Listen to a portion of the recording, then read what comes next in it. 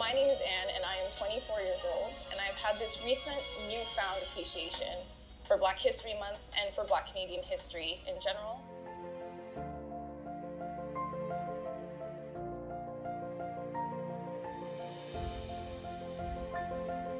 It's a difficult question to answer. From a young age, I always knew that being Black and loud was always going to be seen as problematic in this society. So there's not one event or anything in particular that kind of explains my increased involvement in my community or this momentum I have behind pursuing certain projects. But what I can say is now that I have access to resources and support that is unmatched, really.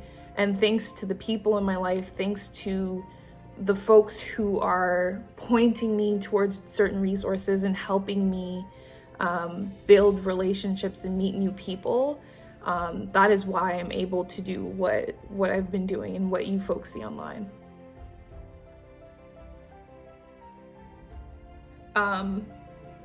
My biggest support has and always will be my family, first and foremost. And then secondly is just community members. My community, the Black community here in Ottawa, is just so special.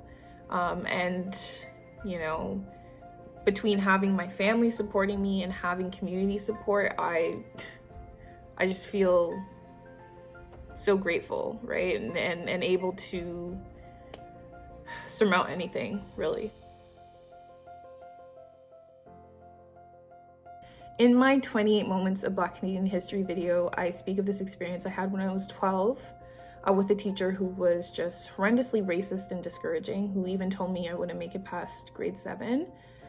And once this story was shared on YouTube, I had a lot of folks who reached out to me and told me that they too had a similar experience with their teachers, with someone in a position of power actively working to disempower them as young Black, Indigenous, and racialized individuals in their classrooms.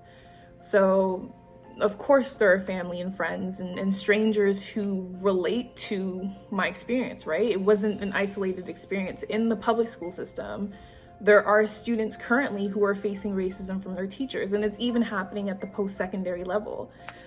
So to answer that question again, yeah, of course people can relate to this struggle.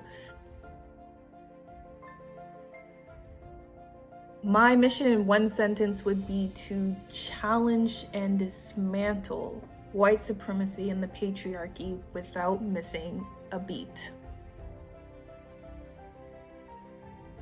Is this nonprofit that me and 2 other individuals started earlier this year, and one of those individuals actually is a University of Ottawa student by the name of John, and he's an incredible creative director working over at Lens Studio, and I do encourage folks to check them out. And through Unilearno, we just have this mission of producing and creating content that deserves to be on Canadian screens, right? Content that highlights the experiences of Black folks especially. So that's why we've pursued and released projects like 28 Moments of Black Canadian History, which was shared earlier this year, and projects such as Joy is Our Birthright, which was this collaboration that we had with Lydia Collins, a local author and just incredible human. And through her, we got to work with other members in our community, and this project is just so meaningful, and we just hope to continue producing and creating such meaningful projects and meeting such amazing humans. So the future of Unilearno is still in the making, and we still need to figure out how we're going to actually operate. But for now, I could say that our main goal is to help folks create the content that they want to see online. Facing hate and violence as a Black-run nonprofit is inevitable, right? We're being loud, we're being proud, and we're disrupting the status quo, right? So of course we're gonna get comments our way and terrible questions, but it's just this matter of dismissing those things and tuning them out. We've definitely tried our best to stay active during COVID, but given the circumstances and the fact that this is a horrendous time for a lot of folks, we didn't put any pressure on ourselves to continue making content. Of course, we're trying here and there, but we're taking things slow and being mindful of the fact that it's a pandemic. So yeah.